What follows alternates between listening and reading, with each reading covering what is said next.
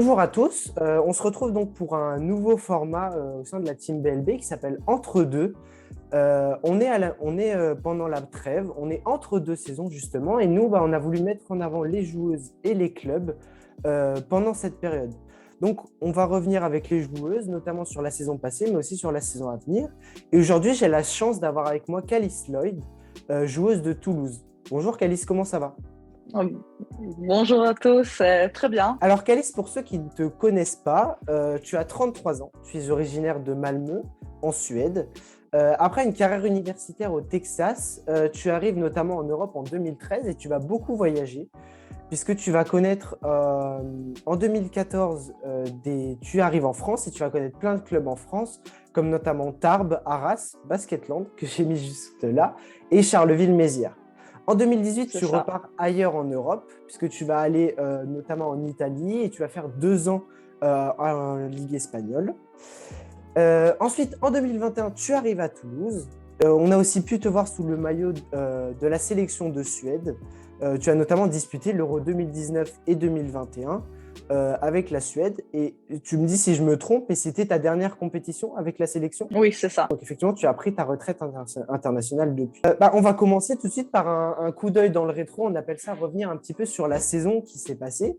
Une saison de championne, une saison de couronnée de succès pour toi et pour le club. Déjà, est-ce que je me trompe si je dis que dès le début de saison, les ambitions sont claires pour Toulouse? C'est on veut monter en Ligue féminine. Oui, c'était clair quand je signais avec le club en 2020, en mi-décembre. Et ouais, l'objectif, c'est à monter. Donc, le premier demi-saison que je jouais avec Toulouse, c'était difficile parce que ça finit, on n'a pas joué le play-off. Ouais. Donc, on était vraiment tout le monde d'accord. Ça, c'est l'année pour monter la saison 2021. Et c'était l'objectif pour nous, pour le club, pour tous les fans et spectateurs. Donc, tout le monde est dans la même sens. Et justement, par rapport à ces playoffs, pour revenir un petit peu dessus, donc en 2021, vous finissez deuxième de la saison régulière, derrière Angers. Mais avec le Covid, il n'y a pas de playoffs, justement. Donc Angers monte directement en Ligue féminine. Est-ce qu'il y a encore cette frustration de ce moment-là un petit peu pour vous? Non, pas du tout, parce que là, on a gagné, on a bien fait l'objectif, on a monté. Ouais. Donc, mais dans la saison 2020, c'était frustrant parce que C'était moi, je dur. pense que c'était pas juste. Mais D'accord. c'est comme ça, Ouais. des fois, c'est la vie et voilà, faut accepter. Justement, avec cette année, la saison du titre, il y a un peu ce sentiment d'avoir fait les choses bien et Ouais. d'avoir accompli quelque chose. Eh ben, on va avancer un petit peu. La saison régulière se passe plutôt bien pour vous, puisque vous perdez que 4 matchs. Vous faites 18 victoires pour 4 défaites, avec notamment une série impressionnante de 13 victoires de suite.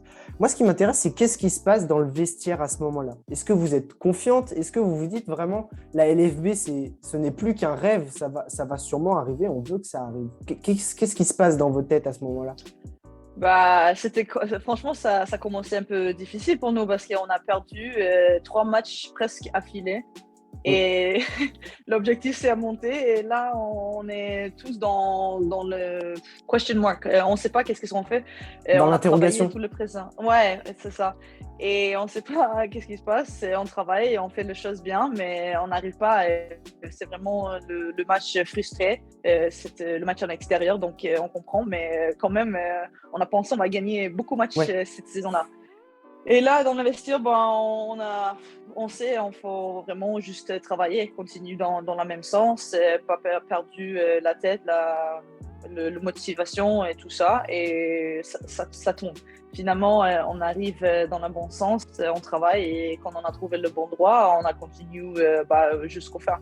Mais tout le match, c'était pas presque tout le match n'était pas facile, donc c'est vraiment on est vraiment là pour jouer vraiment tout le match 40 minutes pour gagner. C'est pas un match qui est déjà gagné avant de jouer. D'accord.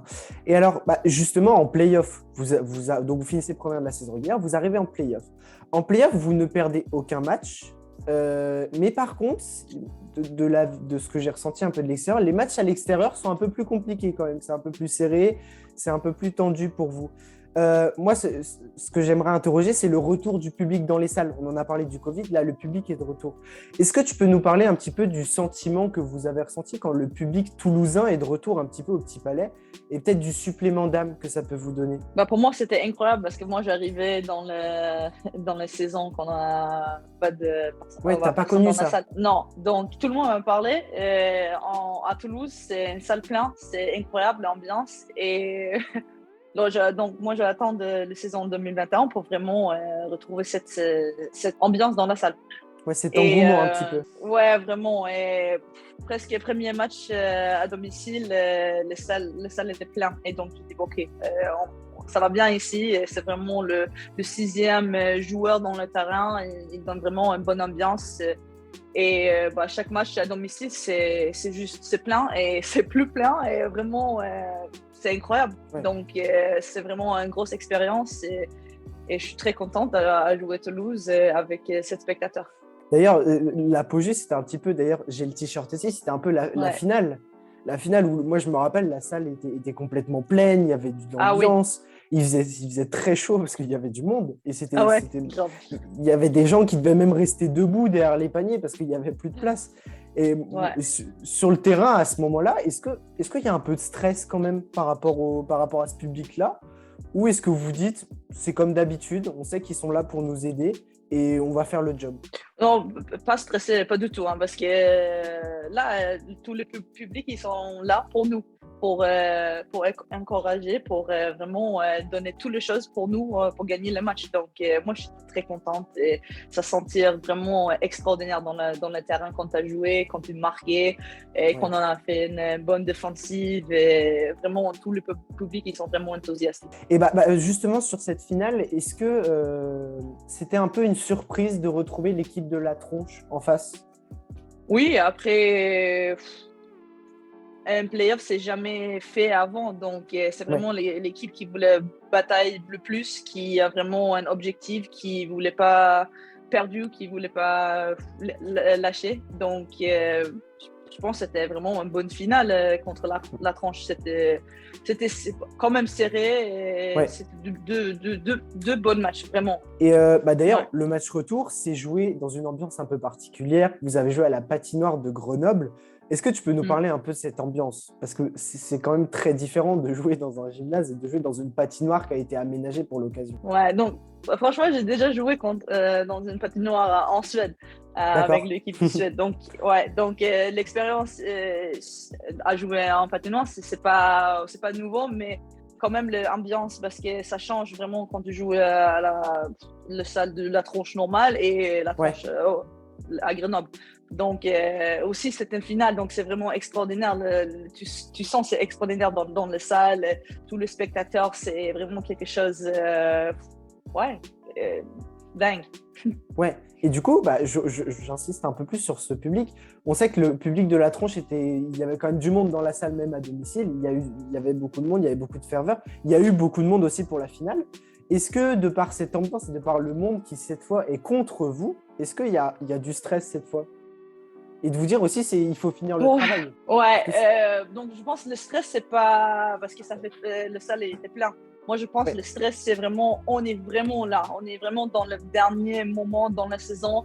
On a travaillé pour arriver jusqu'aussi et je pense que c'est ça qui donne le stress. d'accord. Mais après, c'est incroyable. C'est cette match-là que tu voulais jouer quand le salle il était plein. Oui, moi je préfère quand c'est avec nous, mais des fois quand c'est pas avec nous, c'est aussi une grosse challenge. C'est pas jouer juste contre l'équipe dans le terrain, c'est aussi jouer contre tous les gens dans la salle. Alors, au bout de 40 minutes, il y a ce soulagement, il y a ce titre. C'est quoi un petit peu vos émotions à ce moment-là? Justement, est-ce qu'il y a, on imagine, une joie extrême, le sentiment d'avoir accompli quelque chose de grand? Est-ce qu'il y a du soulagement? Comment est-ce que ça se passe un petit peu dans vos têtes? Franchement, dans le début de saison, moi, j'ai dit, nous, on va gagner le titre du LF2. C'était mon objectif. Et j'ai vraiment parlé de ça avant parce que je voulais vraiment être juste là. Donc, je n'étais pas surprise, on a gagné parce que j'ai déjà préparé pour ça. Mais c'est une grande émotion de Ouais. être contente, d'être excitée pour le club, pour tout le monde. C'est le premier titre pour moi, donc c'est vraiment quelque Ouais. chose d'énorme. Et ça va rester avec moi toute ma vie. Donc, même aussi pour le club, c'est énorme, c'est un objectif. Et quand tu arrives dans l'objectif de club, c'est quand même quelque chose de grand. Et d'ailleurs, on a vu, enfin j'ai vu en tout cas les images de... Il y avait un petit peu de public qui avait fait le déplacement à Grenoble, de public toulousain, et on a vu les images de liesse un peu de joie extrême aussi, parce que c'est quelque chose de très grand pour le club, et c'est quelque chose, Mm. après le club court depuis un moment. Et du coup, tu me parlais un petit peu de tes objectifs. C'est un peu plus personnellement maintenant, est-ce que tu as rempli tes objectifs personnels sur la saison, que ce soit dans le jeu, que ce soit peut-être dans la vie extérieure aussi à Toulouse. Tu parlais de ce titre, donc effectivement, l'objectif du titre a été atteint. Mais Ouais. peut-être un peu plus spécifiquement, est-ce que tu avais des objectifs, des choses que tu voulais améliorer? Est-ce que tu as réussi à les atteindre? Oui, parce que le grand objectif, c'est évidemment gagner le titre. Mais avec ça, je voulais aussi être un leader dans l'équipe D'accord. parce que je suis le plus vieux dans l'équipe, donc avec le plus grande expérience. Donc, c'est important pour moi aussi à donner le bonne route Ouais. pour on arrive là quand l'équipe est stressée. Et moi, je peux dire, allez, reste tranquille.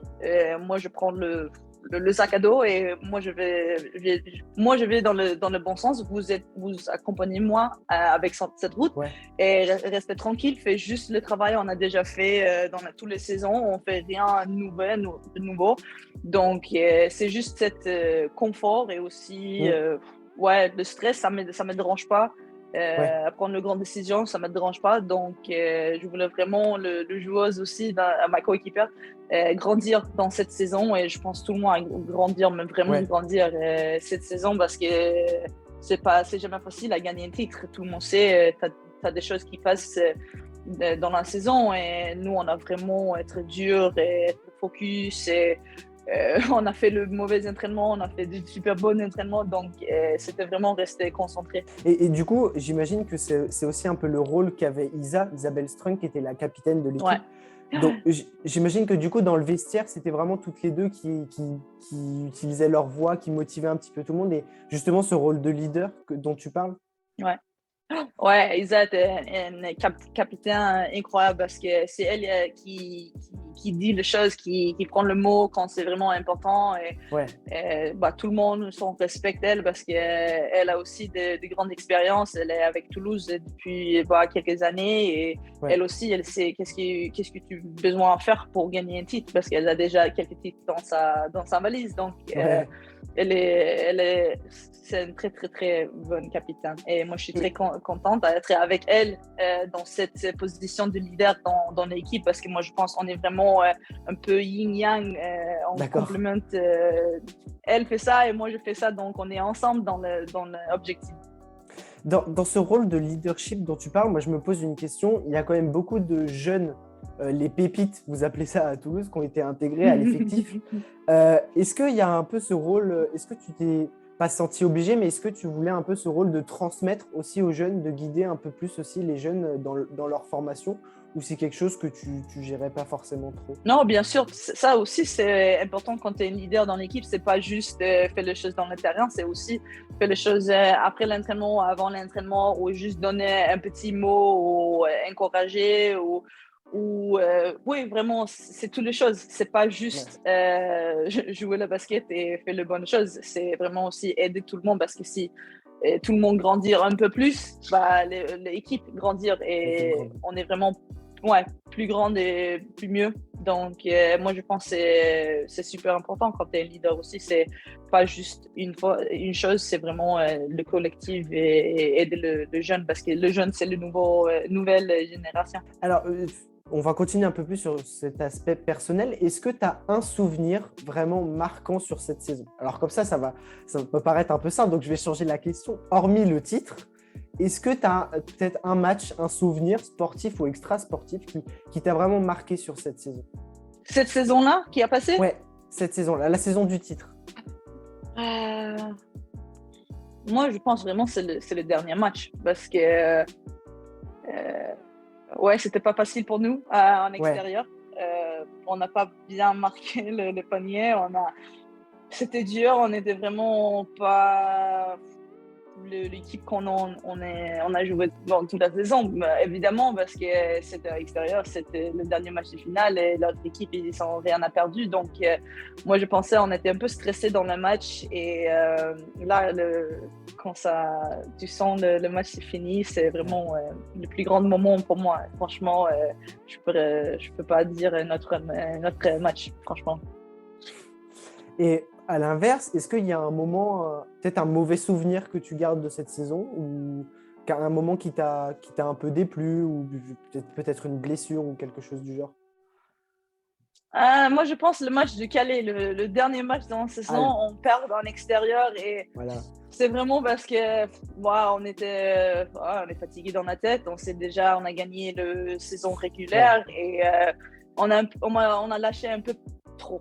Franchement, ça va être cool si on a continué à gagner. On était vraiment undefeated depuis beaucoup de matchs parce qu'on gagne tous les matchs en playoff. Donc, peut-être c'était 20 matchs affilés qu'on a gagné. Ouais.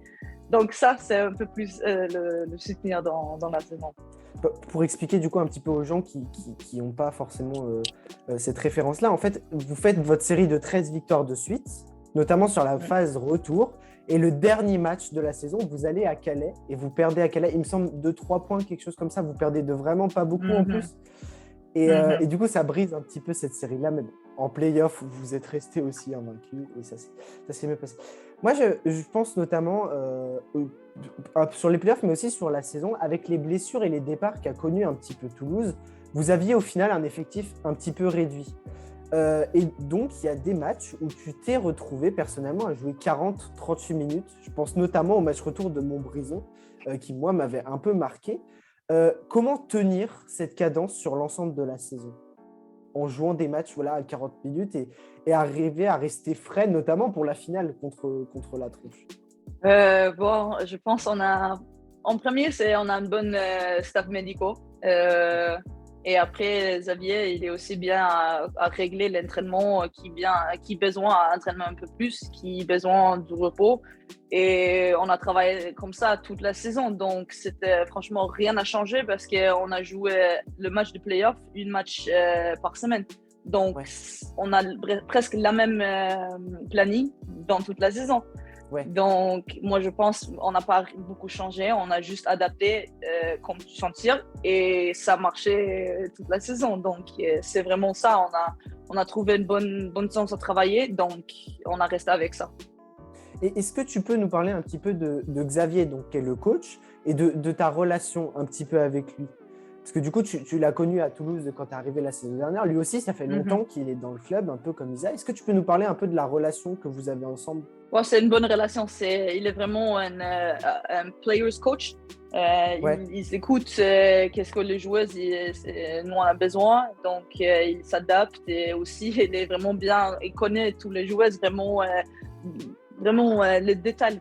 Qui voulait travailler comme ça, qui n'aime pas travailler ça. Est-ce qu'on peut travailler dans le matin ou non, ou quel joueur n'aime pas ça. Donc, il est vraiment bien à adapter l'entraînement et vraiment prendre tous les groupes dans le bon sens. Et il a aussi donné beaucoup de responsabilités à moi et Isa. Et là, avec l'expérience que j'avais, je pense aussi que c'est cool à laisser le joueur aussi jouer et donner l'expérience à les jeunes joueuses aussi. Il vous donne vraiment cette liberté un peu, et de part aussi le fait que il vous connaît très bien. Et du coup, j'imagine que pour une joueuse, c'est top ça, parce que vous avez cette liberté d'agir et de fonctionner. En même temps, vous savez que c'est un peu le mieux pour vous aussi, parce qu'il vous connaît. C'est exactement ça. Et ça n'arrive pas comme ça dans toute l'équipe qui tu joues, et même si tu as beaucoup d'expérience ou pas. Tu as des coachs qui voulaient vraiment contrôler tous et ça marche peut-être pour ça, mais pour moi et cette équipe, moi je pense qu'il a vraiment fait une super bonne coaching parce qu'on arrive à la fin avec l'objectif. On va passer un petit peu plus sur la deuxième partie, donc sur le présent et ton avenir un petit peu. Donc ça va être une partie un peu plus personnelle. Donc après le champagne et la fête du titre, j'imagine que tu as très vite profité de ton repos. Est-ce que tu es Ouais. parti en vacances? Est-ce que t'es rentré en Suède? Tu es rentré voir ta famille aussi, j'imagine, profiter aussi un petit peu plus de tes proches. Qu'est-ce qui s'est passé un petit peu? Est-ce que tu peux nous dire un petit peu ce que tu as vécu depuis le titre? Ouais, donc c'est la première année depuis longtemps que je jouais jusqu'au fin de mai. Donc on Ouais, était vraiment, vraiment fatigués. Donc le repos, c'était le première chose que je fais. Je restais une semaine à Toulouse pour d'accord. déménager et juste être sûr qu'il y a déjà tout le chose et aussi dire au revoir et ouais, faire Ouais, de fête avec des coéquipiers et tout ça, célébrer le titre. Et après, je voyageais en Suède. d'accord. It's my home. Et après, je prends des vacances à Île de Barbade en Caraïbes. D'accord. Donc, bien profiter là 2 semaines. Et donc, j'arrive la semaine dernière.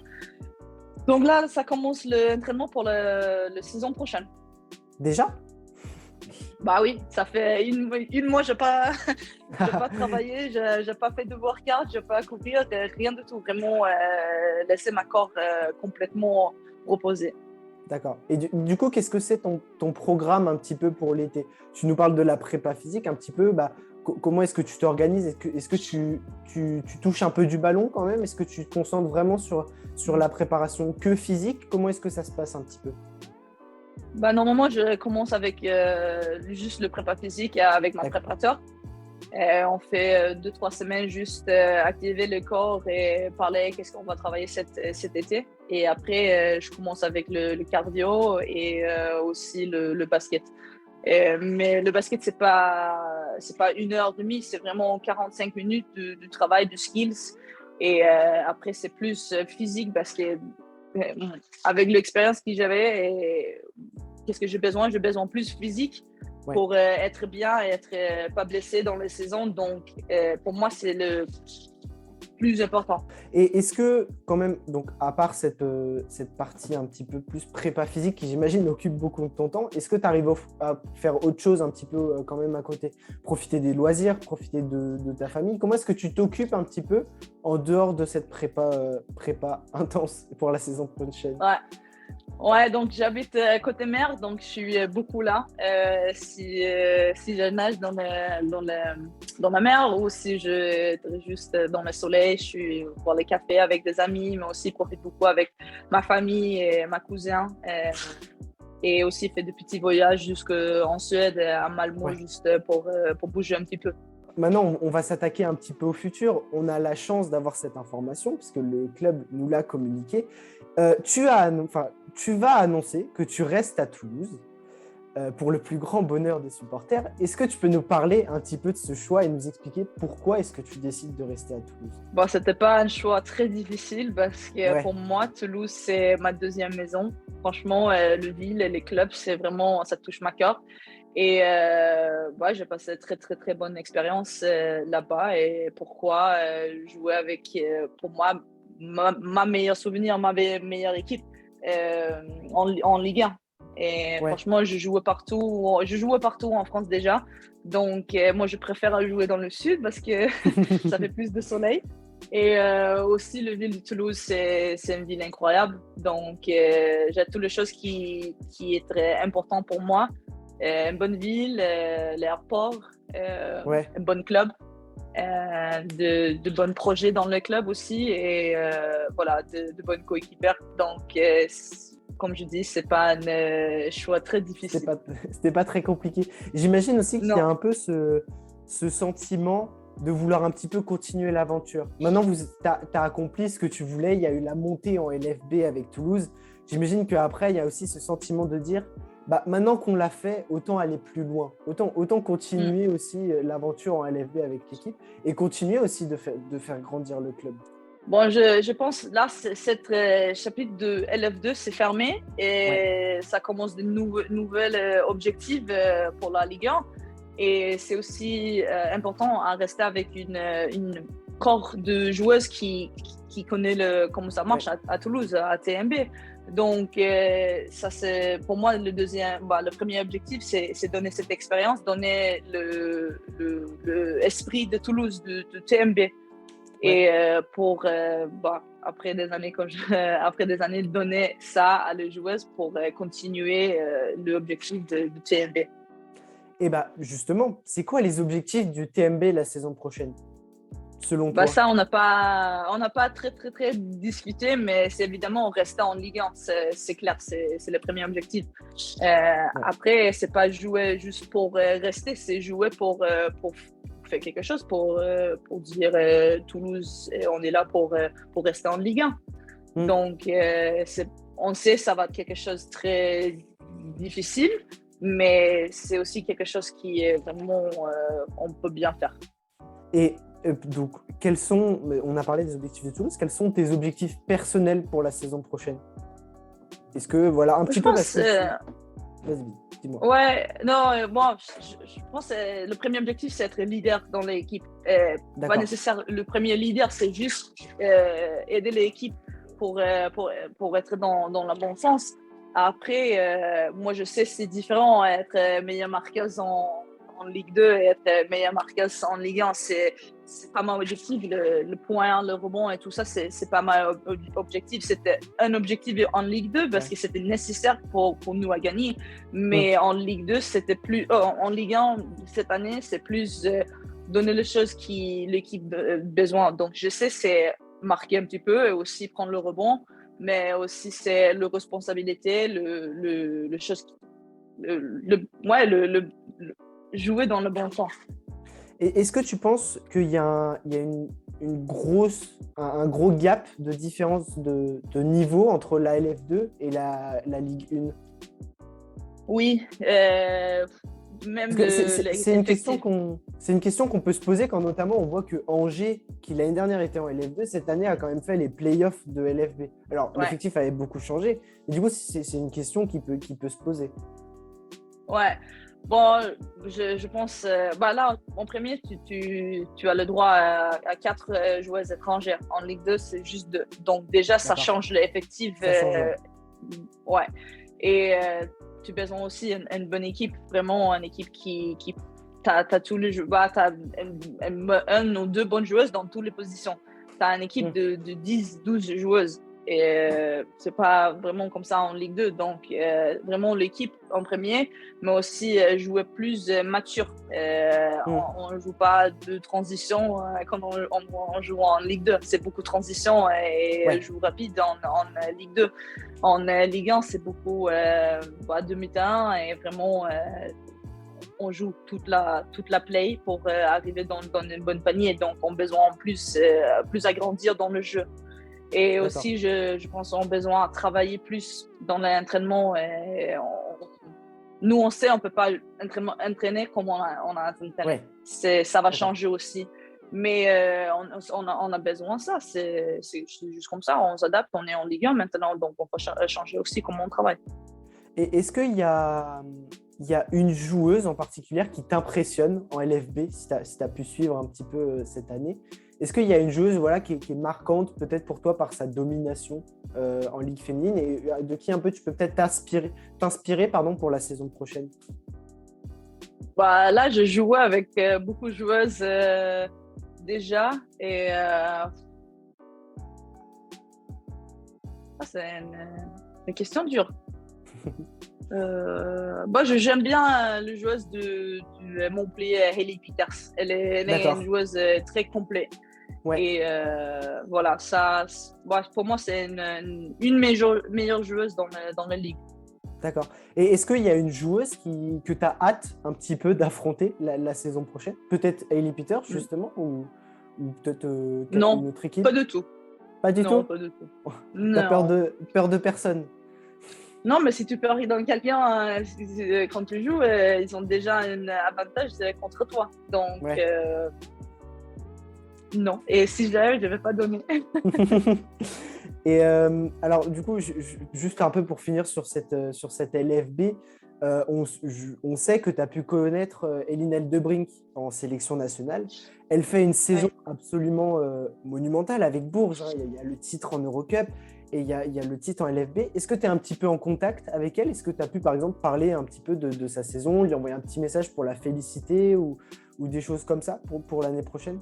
Enfin, sur l'année qui est passée. Oui. Ouais, mais nous, on se connaît depuis on était 15 ans. Donc, on est vraiment des amis. Et c'est sûr, on a parlé fin de ma match qu'on a gagné le championnat, c'est fin de ce match. Et aussi Regan McGarity. On a beaucoup de joueuses suédoises en France et en Espagne. Donc parce qu'on n'est pas beaucoup, donc on s'en parle. Et quand on joue, on préparait à manger ensemble avant le match, après le match. Donc je pense aussi que c'était important parce que tu n'es pas avec ta famille et tes amis tout le temps. Donc l'équipe de Suède, ça reste encore dans l'Europe. Ouais, et tu parlais un petit peu de Regan McGarity.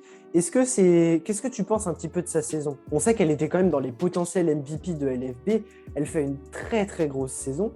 Et Basketland fait aussi une très grosse saison avec l'Euroleague, la finale de la Coupe de France.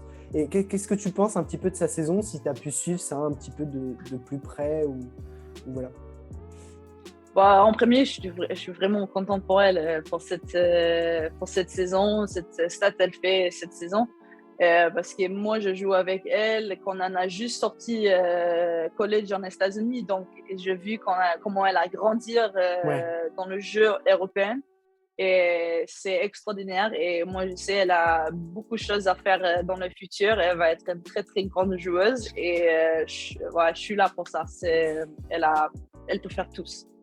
Ouais, elle a été très impressionnante avec Basketland. Juste pour finir un petit peu cette interview, je vais faire un petit peu des questions rapides sur la saison. Et si tu peux me citer, je vais commencer et tu verras, ça sera plus simple. Quelle est ta coéquipière la plus drôle? Plus drôle, Isabelle Strack. Pourquoi alors? J'imagine. Parce qu'au premier abord, elle n'a pas l'air si drôle que ça, quand on la voit jouer sur le terrain, etc. Parce qu'on a le même humour. On fait le blague aussi plus âgé dans notre coéquipière. Donc, des fois, c'est vraiment des jokes inside parce que c'est juste nous qui comprenons. Et on marche ensemble jusqu'au entraînement et après l'entraînement, donc on s'en parle des choses drôles. Et les saisons, c'est dur, donc on peut vraiment rigoler et tout ça ensemble. Ouais, c'est important de garder cet esprit un peu plus léger aussi et d'aussi avoir des moments comme ça où c'est plus simple. Quel est ton ou ta joueuse préférée? Dans le monde. Ouais. Ok, c'est Kevin Durant. D'accord. Ça, c'est ma inspiration. Parce que moi, je sais ma jeu, c'est pas comme lui, mais c'est le jeu qui je voulais vraiment jouer comme. Il fait les 3 points, il fait le dunk, il fait toutes les choses dans le terrain. Donc, c'est presque comme ça que je joue un peu en Ligue 2. C'est sa polyvalence qui t'inspire le plus et qui. Ouais.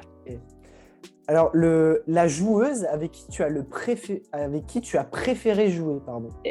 Dans ma carrière. Ouais. Ouais, je pense que je vais dire Céline Dumerc parce que c'était très facile à jouer avec elle quand elle était meneuse. Parce qu'elle elle a dit tu vas là et comme ça, tu vas recevoir le ballon ou tu vas pas recevoir. Elle était vraiment très claire et c'était très facile. Tu fais juste le système comme il le fait et elle va faire le bon choix. Donc c'était très facile et c'était vraiment. J'ai pris aussi beaucoup d'expérience avec elle. Ouais, elle a ce rôle un petit peu déjà de meneuse aussi et de leader, mais aussi elle facilite beaucoup de choses sur le terrain de par sa vision de jeu et de par aussi son expérience. Et alors, ta meilleure expérience en club, sauf Toulouse? Parce que tout à l'heure, tu m'as dit que Toulouse, c'était ta meilleure expérience.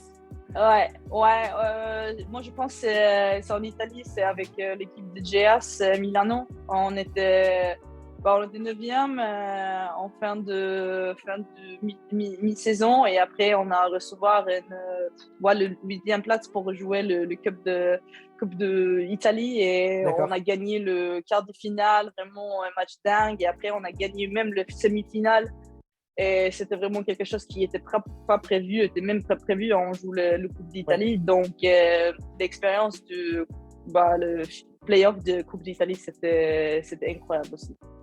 Et du coup, ça va peut-être un peu rejoindre ce que tu viens de dire, mais quel est ton meilleur souvenir sportif? Je pense que c'est le champion, le titre de champion avec Toulouse, D'accord. Où avec équipe de Suède, quand on gagne le 6e place de champion d'Europe, on gagne contre la Russie en Serbie. Ouais. 2019, je pense que c'était 2019. Et Ça doit être ça, ouais. voilà, c'est le premier pas. On arrive avec une place de qualification de champion JO. Donc pour nous, c'était vraiment une grande expérience parce que c'est le plus grand souvenir qu'on a avec le Ouais. Suède. Du coup, je te remercie beaucoup pour ton temps et pour tes réponses. C'était très agréable. Du coup, je te remercie beaucoup. Merci à Et toi. puis, je te souhaite une bonne suite de vacances, un petit peu. En tout cas, que la préparation physique se passe bien. J'espère te revoir au bord des terrains à Toulouse l'année prochaine. Voilà. Merci Moi beaucoup aussi. et au revoir. Merci à toi. Au Au revoir. revoir.